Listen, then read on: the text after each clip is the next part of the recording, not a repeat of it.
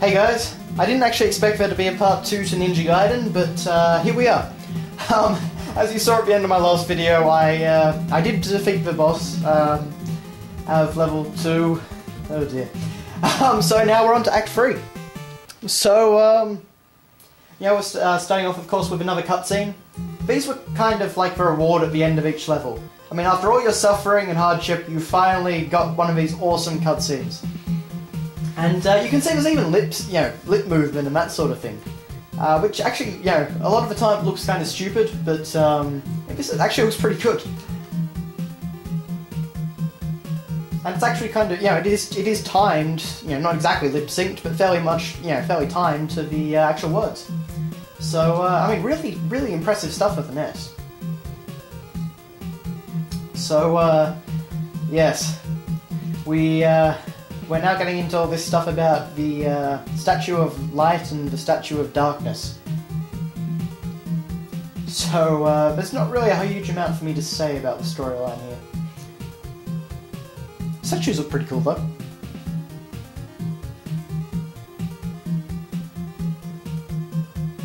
So they possess enough evil power to destroy an entire nation. The demon came to this earth and caused many deaths. But then Shinobi appeared to stop the demon. And I should probably point out, Shinobi is just a general word for ninja, basically. So we're not getting a crossover to Sega here. At least I don't think anyway, unless that was Konami's intention for some reason.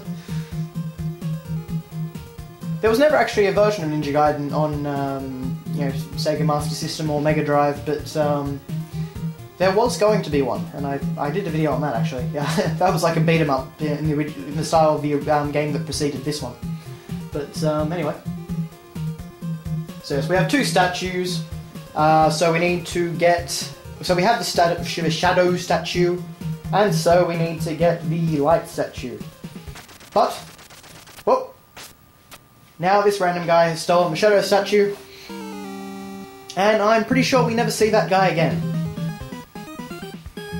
And thus begins Stage 3-1. I don't think I mentioned it much in the previous video, but yeah, the graphics in this game look really fantastic. I mean, nothing in the background animates, of course, but this is NES. Now, just introduced to a new power-up there, which basically never makes an appearance again, and that slows down time. Or stops it, actually. So as you can see, they're kind of ramping up all the random enemies on screen that are flying at you. And these bloody hawks. They can be a real pain, as we're surely about to find out. Anyway, we're on to 3-2. It's actually a pretty short level overall, it's just, this part can be rather difficult. Now you notice that I'm cutting open little sparrows or something to get power-ups. Something about that doesn't seem right. I don't really know what they were thinking with this, but... The big thing with the hawks is basically just to keep moving. And don't stop, because otherwise they will hit you on their second time around. And then you've got stuff like that, where it looks like I can hit him, but he's just a tiny bit under my sword. And as we established in Stage 2, my sword can sometimes be a bit glitchy, not cutting through people.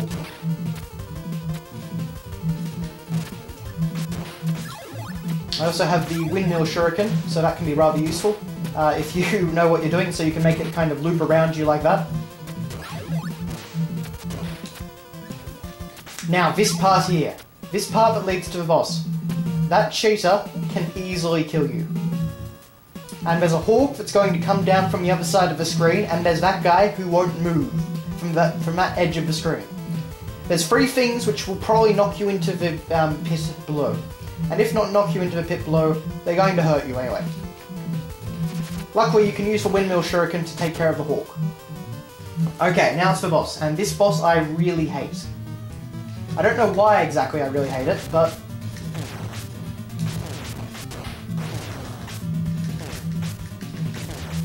mainly just because I think I don't like things that shoot stuff which is really hard to hit at me.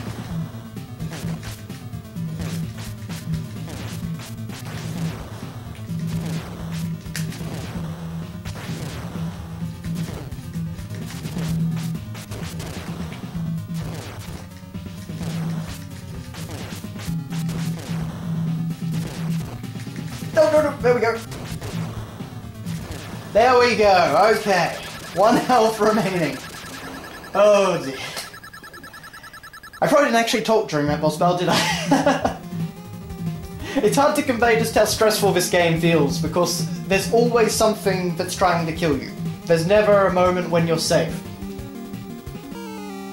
So, unfortunately Dr. Smith dies, and the light statue is gone. Actually, there's one thing I probably should say as well, is that the music in this game is fantastic. There's a lot of a great adrenaline pumping music as well, but the music in the cutscenes also, you know, builds a great emotion and atmosphere as well. And the other thing to note, of course, is that this is an S game, you know, coming out in America and Europe in, what, well, about 88, I think. So, you know, there's a lot of death in this game, and they actually use the word death.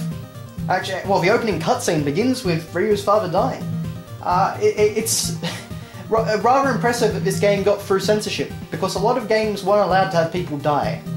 I suppose it's a bit hard to censor this stuff, but, yeah. Some American CIA guys were saying, one thing I can never figure out with Ninja Gaiden is exactly when it takes place. Like, what time period. Like, a lot of the people, aside from Ryu, look like, I don't know, Americans in 50s or something like that. The CIA is Special Auxiliary Unit. And my name's Foster. That's the other thing, Ryu says ... a lot. Or ellipsis, rather, but,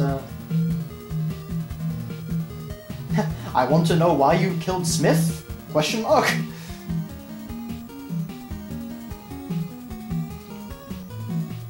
So, yeah, plenty of cutscenes here, but this does lead into one of the, to some of the really best cutscenes in the game, which you'll see in a little while. So, our next location to venture to is the Amazon. So, we do get a pretty good sampling of areas, if nothing else, but the Amazon is where the game will end as well. There's only 6 stages, well, full-on stages in the game, and they each have comprised of parts, as you've seen. So, but yeah, unfortunately, stage 6-2, 6-3, around there, the game becomes near impossible, at least for me anyway.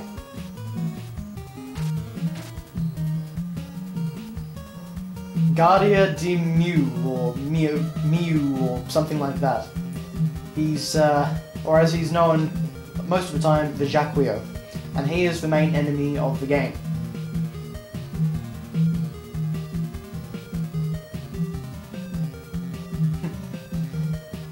So, yeah, apparently the CIA, you know, they follow up on this sort of, you know, demons and evil spirits and whatnot. I don't know if you ever actually fight the demon. I think you do, actually, but, anyway. This is kind of a long, long cutscene. ...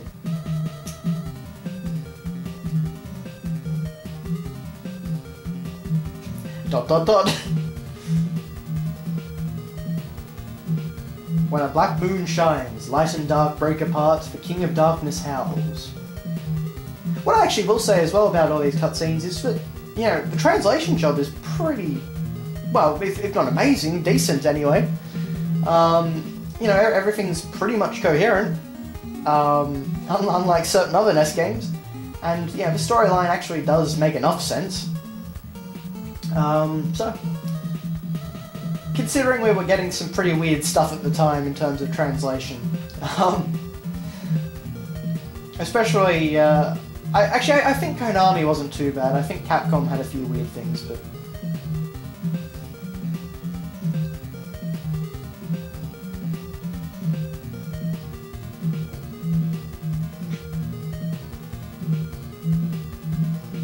Yeah, I get paid.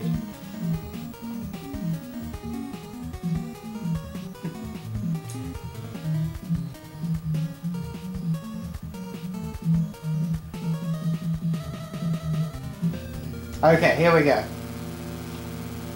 So we have this first one where Ryu jumps out of a plane.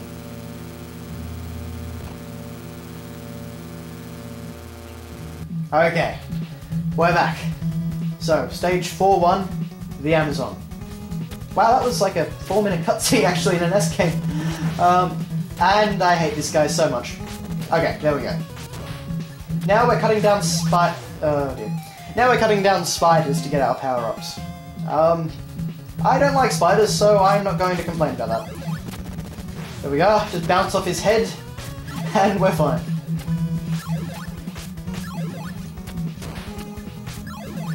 Uh-oh. Now, even though the rest of the game does take place in the Amazon, we don't actually spend too much time in the jungle. Oh. Hey! He got stuck.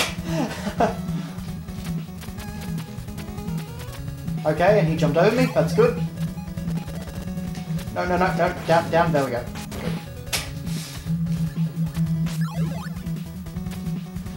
Okay. That's a good thing that was a ladder. I was a bit worried though. And of course we have a hawk from the moment we start. Luckily the hawk cannot knock you back while you're on the ladder.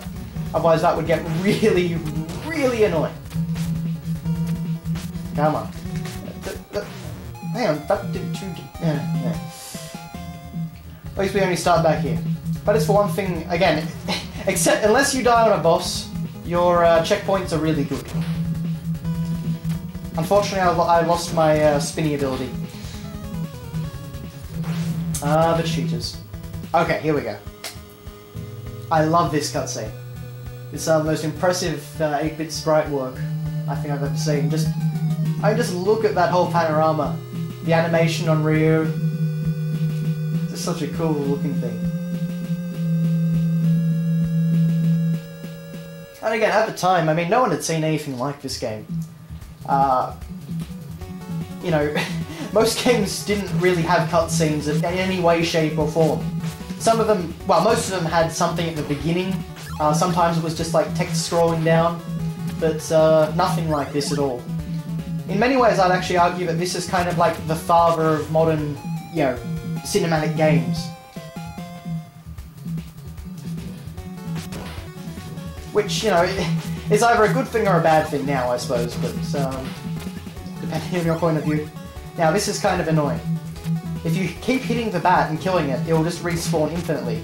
People probably saw that on Angry Video Game Nerd. Yeah, so you've just got to jump it, basically. So we're now in, I'm pretty sure it's just mines under the Amazon. I don't really know what they were mining for here exactly, but...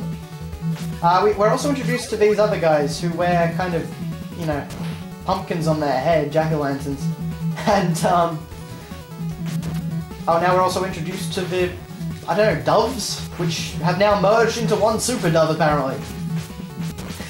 I don't know what happened there. Keep running, keep running, keep running. This is a great piece of music. Oh. One thing I will say about knockback, if you do hold a particular directional button, you can actually, you know, go a bit further. Rather than go a bit further, you can stop yourself from going a bit further. So that's a pretty handy trick. Okay, we're doing alright. Unfortunately now we have, oh no, 4-3, so we don't quite have it yet. There is a very, very annoying boss at the end of these levels, and I really dislike it. Or actually I should say them. But we'll get to that in a moment. So now we're into Jack Rio's, you know, secret base of operations, or the temple, or whatever it was. So there is actually a lot of variety in the, you know, in stage 4 in terms of the locations you get to. That's an annoying jump there sometimes. Oh, there we go. That's kind of a cheap jump. And again, if, as you can probably see, if I took one of those bullets, I would instantly be dead. Now we have the karate guys. These are annoying, but not as annoying as some of the later variants. We've also got the tank. Luckily that karate guy just jumped off the screen. Oh, glitches. Unfortunately he has a friend. And, of course, my windmill star hit him. Oh dear. Say no to instantly respawning enemies, kids.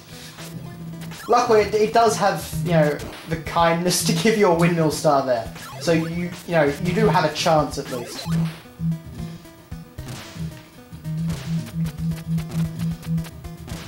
Spin jump off the screen, please. Thank you.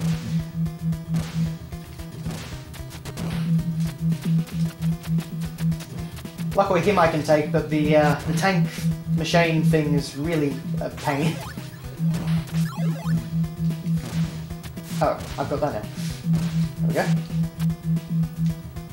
Okay. Now sometimes you can just jump over this guy and grab the ladder, but most of the time not. And it's not really advisable to try, because you're more than likely going to hit the guy and, you know, end up bouncing off to your death.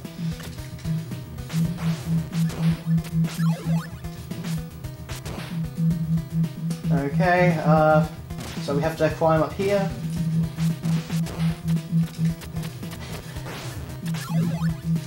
There we go, good.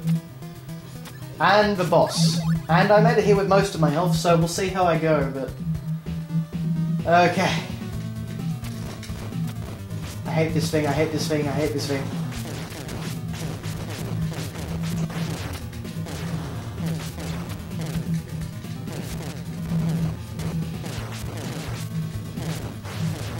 No!